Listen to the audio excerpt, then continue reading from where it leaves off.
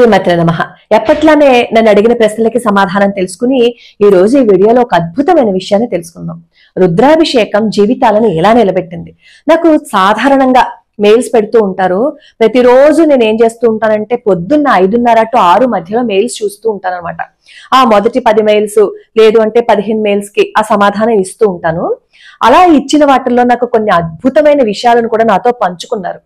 అందులో ఒక ఆవిడ రాసింది ఏంటంటే, చెప్పిన మీరు మర్చిపోయారేమో కానీ పాటించిన నేను మర్చిపోలేదమ్మా, అందుకే నేను ఈ మెయిల్ పెడుతున్నానని చెప్పని నా విషయాలు మాత్రం కొంచెం గోప్యంగా ఉంచండి అని చెప్పి ఆవిడ అడిగారు. అందుకే నేను ఆవిడ విషయాలు నేను చెప్పలేకపోయినప్పటికీ వాళ్ళ మెయిల్స్ లోని సారాంశాన్ని మాత్రం మీకు చెప్తున్నాను. అలాగే మీకు బాగా తెలిసిన వ్యక్తి కూడా ఆయన జీవితంలో రుద్రాభిషేకం చేయటం వల్ల భగవంతుడు ఆయన ఎలా అనుక్షణం కాపాడుతూ వస్తున్నాడు అనేది కూడా మనం ఈ వీడియోలో తెలుసుకుందాం. ముందుగా నన్ను అడుగుతున్నది ఏంటంటే, ఘంటానాదం ఆడవాళ్లు చెయ్యొచ్చా అని అడుగుతున్నారు. ఖచ్చితంగా చెయ్యొచ్చు, ఎటువంటి అనుమానం పెట్టుకోవద్దు. ఏ ఇంట్లో అయితే నిత్యము ఘంటానాదం వినపడుతూ ఉంటుందో ఆ ఇంటికి నెగిటివ్ ఫోర్సెస్ అనేవి రావు, వెళ్ళిపోతాయి. అంటే అర్థం ఏంటి? నిత్య పూజ చెయ్యమని అర్థం. మనం నిత్య పూజ చేస్తే ఖచ్చితంగా ఘంటానాదం చేస్తాం కదా. అందుకే మన పెద్దవాళ్ళు ఏం చెప్పారంటే నిత్య పూజ చెయ్యండి అని. శబ్దానికి కొన్ని సూక్ష్మజీవులు చనిపోతూ ఉంటాయి. అలాగే దేవాలయాల్లో కూడా చూడండి శంఖనాదం చేస్తూ ఉంటారు. ఆ శంఖనాదం చేయటానికి కూడా సైంటిఫిక్ గా ఎన్ని ఉన్నాయో. మన ఆధ్యాత్మికంగా మనం చేస్తున్నాము అని అనుకుంటాము, ఏదో మనకి పైకి కనిపించే ఉపచారాలుగా కనిపిస్తాయి. దాని వెనకాల ఆధ్యాత్మికంగా ఎంతైతే ఉంటుందో సైన్స్ పరంగా కూడా మన ఆరోగ్య పరంగా కూడా అన్ని దాగి ఉన్నాయి రహస్యాలు. వాటిని మనం సరిగ్గా ఉపయోగించుకోలేకపోతున్నాం అంతే. పూజ అంటే ఒక ప్రక్రియలా చూస్తున్నాం తప్ప పూజ అంటే మన జీవన విధానము అని ఎప్పుడైతే ఆలోచిస్తామో అప్పుడు మనం కూర్చుని చాలా శ్రద్ధగా చేస్తూ ఉంటాం. పూజ అంటే ఏంటి చెప్పండి? మన నోటితో మాట్లాడే మాట మంత్రంగా ఉండాలి.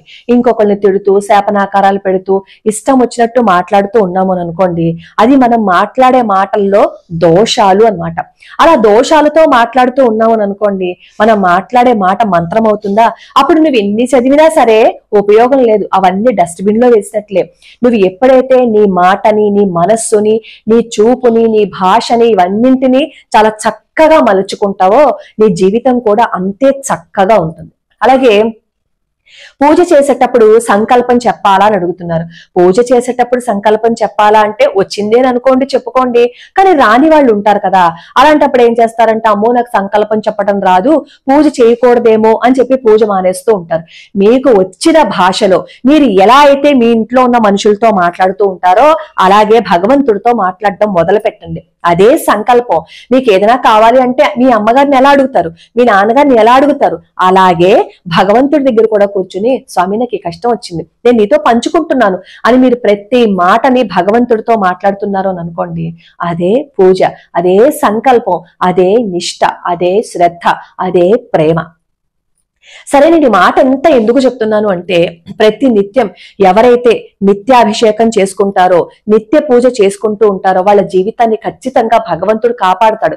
మనకి ఏమనిపిస్తుంది అంటే, కష్టం వచ్చినప్పుడు నేను ఇన్ని పూజలు చేశాను కదా, నాకే ఇన్ని కష్టాలు పెడుతున్నాడేంటి అని అనుకుంటాం. కానీ మనకి రావాల్సిన పెద్ద కష్టాన్ని కొంచెంలోనే తప్పించాడేమో భగవంతుడు అనే ఆలోచన లేకపోవటం వల్ల మనం ఈ పూజ చేస్తే మనకి ఫలితం రాలేదు అని చెప్పి దాన్ని వదిలేసి ఇంకొక దానికి వెళ్ళిపోతున్నాం, ఇంకొక మతంలోకి మారిపోతున్నాం. అలా కాకుండా నేను ఈ పూజ చేశాను, నేను భగవంతుడి పాదాలు పట్టుకున్నాను కాబట్టి భగవంతుడు నాకు అంత పెద్ద కష్టం రాకుండా దీంతో పక్కకి పెట్టేశాడని చెప్పి ఆలోచన మొదలు పెడితే భగవంతుడి అనుగ్రహం ఖచ్చితంగా ఉంటుంది.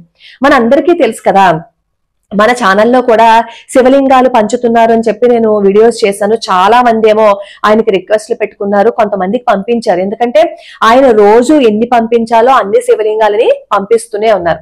కొంతమంది మన ఛానల్ కుటుంబ సభ్యులు వేచి ఉండలేక ఆయనతో హార్ష్ గా మాట్లాడినప్పటికీ ఆయన కొన్ని సహించారు, కొన్ని భరించారు. అయినా సరే తనకి ఎంతైతే చేతనవుతుందో అంతమందికి పంపిస్తున్నారు. ఒక మనిషి రోజుకి 2000 శివలింగాలు 3000 శివలింగాలు పంపించలేరు కదా, ఆయనకి ఎంత శక్తి ఉంటుందో 100, 200 అలా పంపిస్తూనే ఉన్నారు.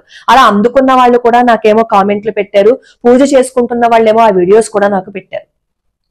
ఇలా ఆయన ప్రతి క్షణం తన సమయాన్ని పరమేశ్వరుడితో లింకప్ పెట్టుకున్నారనమాట. ఏం మాట్లాడినా పరమేశ్వరుడినే ధ్యానిస్తూ పరమేశ్వరుడినే స్మరిస్తూ ఉండేవారు. ఒకప్పుడు ఆయన జీవితం ఎలా ఉండేది అంటే చాలా ర్యాష్ గా రూడ్ గా మాట్లాడేవారట. ఆ తర్వాత ఆయన జీవితం పరమేశ్వరుడి వల్లే మారిందిట. ఒకసారి దాదాపుగా 10 ఏళ్ల క్రితం ఆయనకి చాలా అనారోగ్యం చేస్తే వాళ్ళ అమ్మగారేమో అతన్ని హాస్పిటల్లో జాయిన్ చేసి బయటకు వస్తుంటే ఒక సాధువు ఎవరో ఆయన అంతటా ఆయన వాళ్ళ అమ్మగారిని పిలిచి, నువ్వు ఎందుకు వచ్చావు అనేది నాకు తెలుసు, నీ కొడుకు ప్రమాదంలో ఉన్నాడని చెప్పి నువ్వు మహామృత్యుంజయ హోమం చేయించుకో అని చెప్తే ఆవిడ అన్నట్ట, నా దగ్గర చేయించుకోవడానికి పైసా కూడా లేదు, నేను చేయించుకోలేను అంటే ఆ సాధు అన్నట్టు నువ్వేమి ఇవ్వక్కర్లేదు, దా నేను చేయిస్తానని చెప్పి హోమము పూజ అవన్నీ చేసి మళ్ళీ ఆవిడకి ప్రసాదం ఇచ్చి హాస్పిటల్కి పంపించారట.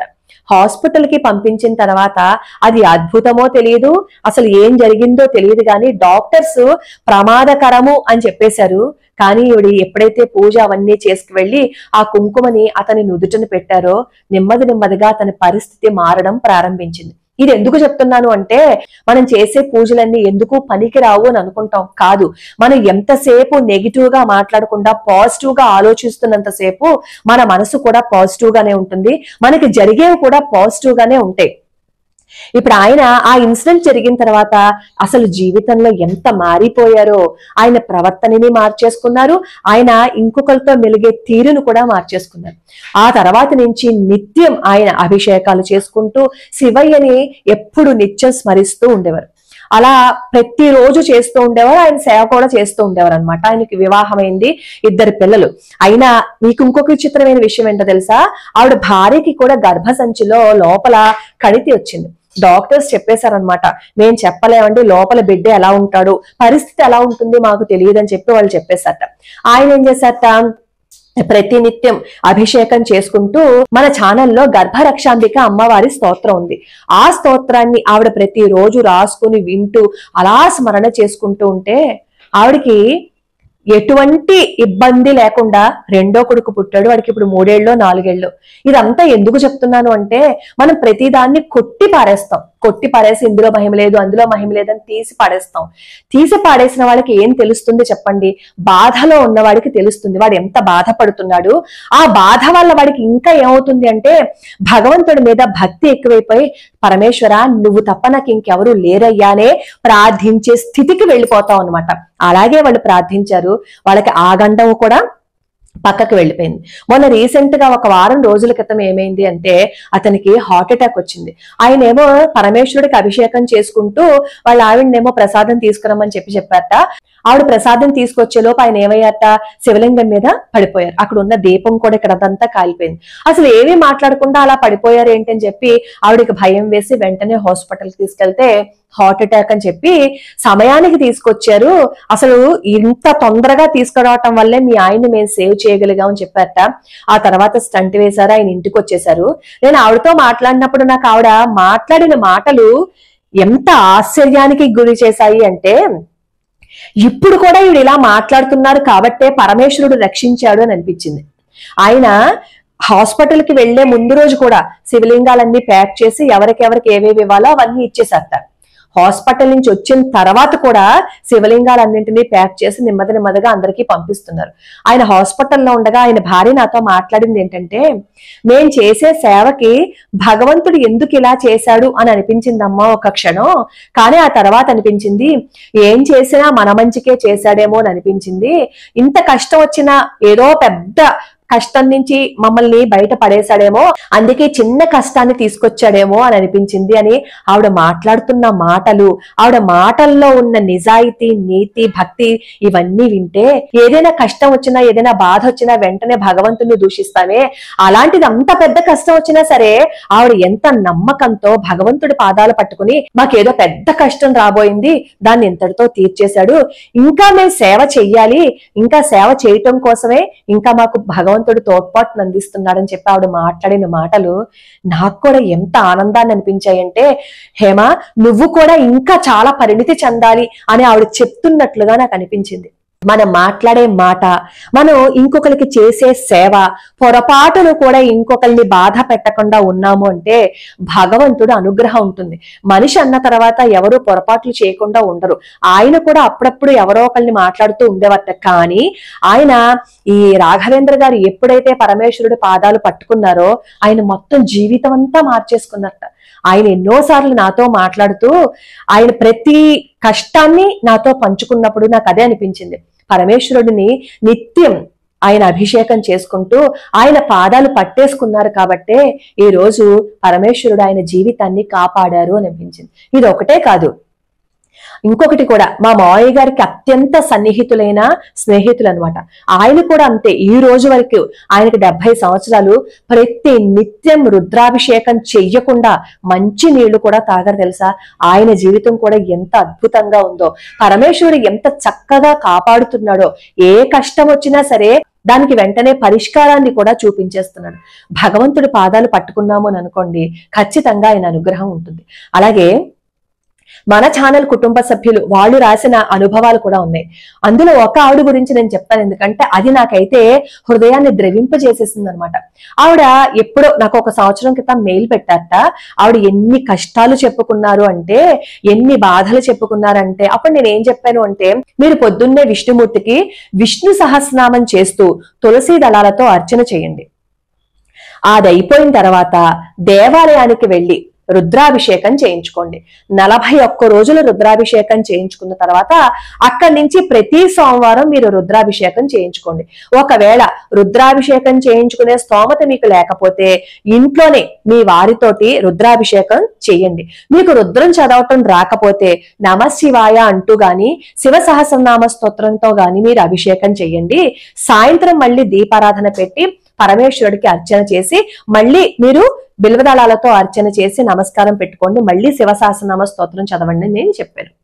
ఆవిడకున్న కష్టానికి రోజుకి 3 సహస్రనామ స్తోత్రాలు చదవడం కష్టమైనా సరే ఇది ఆవిడ కష్టం నుంచి బయట పడేస్తుంది అనే నమ్మకంతో ఆవిడ చేశారట.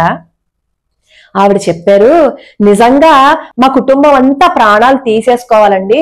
అలాంటి స్థితిలో మీరిచ్చిన సలహానో మీరిచ్చిన మాటో మీరు చెప్పింది ఏదో నాకు తెలియదు, కానీ భగవంతుడు చెప్పిన విధంగా నేను చేశానండి. ఈ రోజు నేను చాలా బాగున్నాను. బాగుండడమే కాదు, ఇంకొక నలుగురికి ఇదే సలహాని ఇస్తున్నానండి. నేను ఇచ్చిన సలహాలు కూడా వాళ్ళందరూ పాటించారు. వాళ్ళ జీవితం కూడా బాగుంది. మీకు ఎప్పటికీ రుణపడి ఉంటాను అని చెప్పి నాకు మెయిల్ పెట్టింది. నేను అప్పటికి ఆవిడకి పెట్టిన సమాధానం ఏంటో తెలుసా? అది నేను చెప్పానా? అది నా వల్ల జరిగిందా? కాదు. నన్ను ఒక మాధ్యమంగా భగవంతుడు ఉపయోగించుకున్నాడు.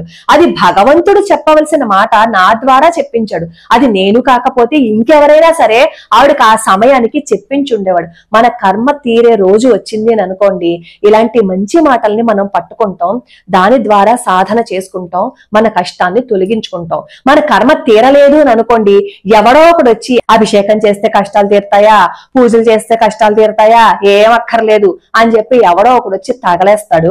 వాడి మాటలు పట్టుకుంటాం, మనం వదిలేస్తాం. అంటే ఏంటి, మన కర్మ ఇంకా తీరే రోజు రాలేదన్నమాట.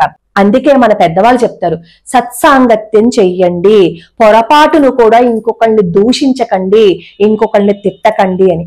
ఆధ్యాత్మికత అంటే ఇంకొకళ్ళని నోటికొచ్చినట్లు తిట్టడం కాదు, నోటిని అదుపులో పెట్టుకోవటం. కాబట్టి ఇక్కడి నుంచి అయినా సరే ప్రతి సోమవారం రుద్రాభిషేకం చేయించుకోండి. ఎవరికైతే ఇంకా ఈ కష్టాల నుంచి బయట పడలేకపోతున్నాను అని అనుకుంటారో వాళ్ళు రుద్రాభిషేకం చేయించుకుంటే వ్యాధులు, అప్పులు, తీరని కష్టాలు, అలాగే అపమృత్యు భయాలు ఇవన్నీ పోతాయి. రుద్రాభిషేకం మీరు దేవాలయంలో చేయించుకుంటే ఇంకా అతిశక్తివంతంగా వాడు రుద్రంతో చేస్తారు కాబట్టి మంచి ఫలితం ఉంటుంది. ఒకవేళ ఆ వీలు లేకపోతే మీ ఇంట్లో మగవాళ్ళ చేత ఈ రుద్రాభిషేకం చేయించండి, లేదు అంటే శివ సహస్రనామంతో మొదలు పెట్టండి. అయితే ఉపనయనం కాని వాళ్ళు రుద్రాభిషేకం చదవకూడదు, రుద్రాభిషేకంతో పూజ చేయకూడదు. అలాగే స్త్రీలు కూడా రుద్రం చదవకూడదు, రుద్రాభిషేకం చేయకూడదు. ఈ రెండింటిని మాత్రం గుర్తుపెట్టుకోండి. మీరు ఈ విధంగా గనక శివుడికి అభిషేకం చేయించుకుని అలాగే మహావిష్ణువుకేమో తులసి దళాలతో అర్చన చేయించుకున్నట్లయితే ముందు తర్వాత అని చెప్పుకునే విధంగా మన జీవితం మారిపోతుంది. లోకా సమస్త సుఖినో భవంతు, సర్వే జనా సుఖినో భవంతు.